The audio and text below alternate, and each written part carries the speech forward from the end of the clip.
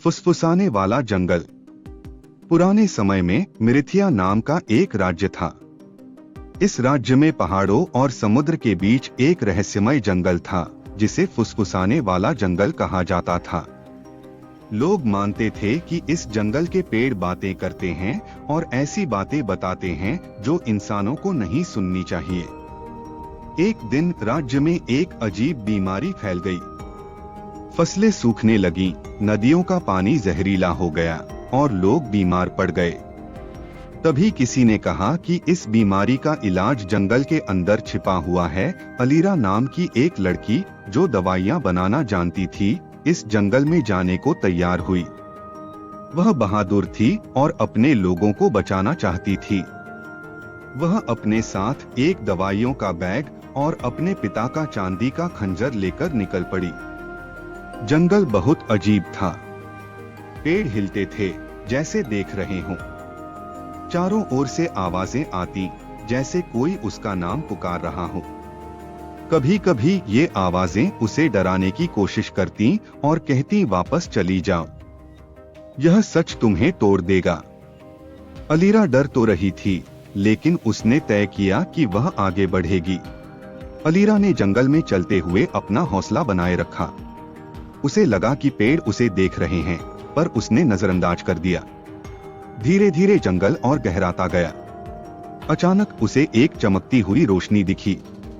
वह रोशनी किसी बड़े पेड़ के तने से आ रही थी। जब वह करीब पहुंची तो उसने देखा कि पेड़ के नीचे एक पत्थर पर कुछ लिखा था। लिखा था, इस रोशनी तक पहुंचने का अधिकार केवल उसे है जो सच का सामना कर सके। अलीरा ने पत्थर को छुआ और अचानक उसे अपने अतीत के दृश्य दिखने लगे। वह देख रही थी कि कैसे उसकी मां ने उसे जंगल से बचाया था जब वह छोटी थी। वह यह भी देख रही थी कि उसकी मां ने अपनी जान देकर उसे बचाया था। यह सच उसे झकझोर देने वाला था, क्योंकि उसे कभी पता ही नहीं चला कि उसकी मां क्यों गायब हुई थी। आंसुओं के साथ अलीरा ने खुद को संभाला और कहा, मैं सच का सामना कर चुकी हूँ, अब मुझे आगे बढ़ने दो। पेड़ अचानक से हिलने लगा और तना खुल गया। उसके अंदर एक चमकती हुई जड़ी बूटी थी। यह वही औषधि थी जो पूरे राज्य को बचा सकती थी। लेकिन तभी एक गहरी आवाज गूंजी, इस औषधि की कीमत है। अगर इसे ले जाओगी तो तुम्हें यहीं रहना होगा। अलीरा के सामने अब एक कठिन फैसला था। वह जानती थी कि अगर वह औषधि लेकर बाहर नहीं गई तो लोग मर जाएंगे, लेकिन अगर वह इसे लेती है तो वह कभी अपने गांव नहीं लौट पाएगी। कुछ देर सोचने के बाद अलीरा ने औषधि उठाई और कहा, मैं अपने लोगों की जान बचाने के लिए कुछ भी कर सकती हूँ। जैसे ही उसने औषधि उठाई, जंगल ने उसे घेर लिया। उसके चारों ओर पेड़ चमकने लगे और उसने महसूस किया कि अब वह जंगल का हिस्सा बन गई है। अब जंगल के हर पेड़ से फुसफुसाहट आती है।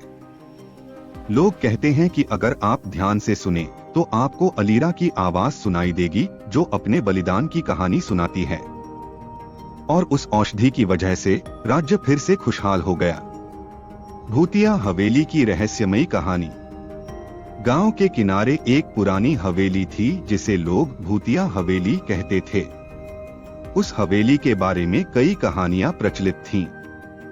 लोगों का कहना था कि वहां रात में अजीब अजीब आवाजें आती हैं और जिसने भी वहां जाने की कोशिश की वह या तो लौटकर नहीं आया या पागल हो गया।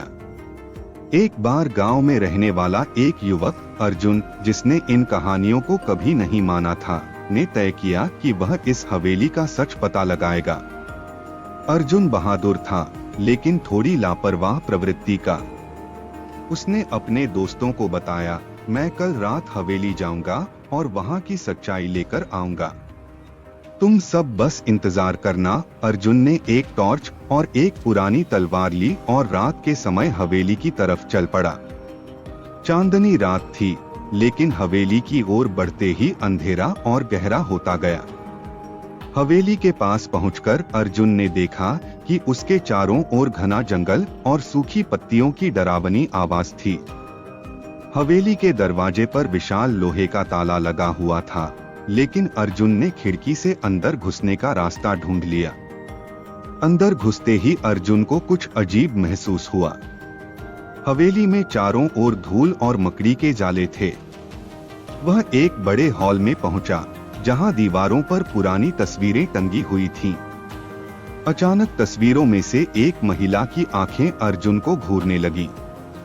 वह घबरा गया, लेकिन उसने खुद को संभाला। अचानक ठंडी हवा का एक तेज झोंका आया और दरवाजे अपने आप बंद हो गए।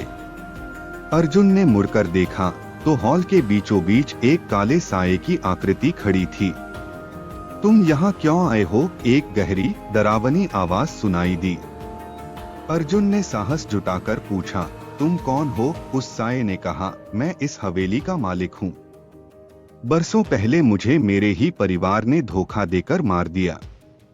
मेरी आत्मा को शांति नहीं मिली, इसलिए मैं यहाँ भटक रहा हूँ। अर्जुन ने डरते डरते पूछा, मैं तुम्हारी मदद कैसे कर सकता हूँ? साये ने कहा, तुम्हें उस कमरे में जाना होगा जहाँ मेरा खजाना छुपा है। उसे बाहर निकालकर गांव के मंदिर में दान कर दो, तभी मेरी आत्मा को शांति मिलेगी। लेकिन ध्यान रहे, रास्ते में कई बाधाएं आएंगी। अर्जुन ने साहस दिखाते हुए उस कमरे की ओर कदम बढ़ाए। जैसे ही उसने दरवाजा खोला, अचानक फर्श से आग की लपटें उठने लगी। अर्जुन ने तलवार से अपने रास्ते की बाधाओं को हटाया। अंत में उसे एक पुराना बक्सा मिला। बक्सा खोलने पर उसमें सोने चांदी के सिक्के भरे हुए थे। अर्जुन ने सारा खजाना मंदिर में दान कर दिया। अगले दिन गांव में फिर से खुशहाली लौट आई। हवेली से आने वाली डरावनी आवाजें भी बंद हो गईं। अर्जुन ने अपनी बहादुरी से न केवल सच्चाई का पता लगाया, बल्कि एक आत्मा को भी शांति दी। उस दिन के बाद से अर्जुन गांव में एक नायक बन गया। लेकिन हवेली की कहानी आज भी गांव वालों के बीच एक रहस्य बनी हुई है।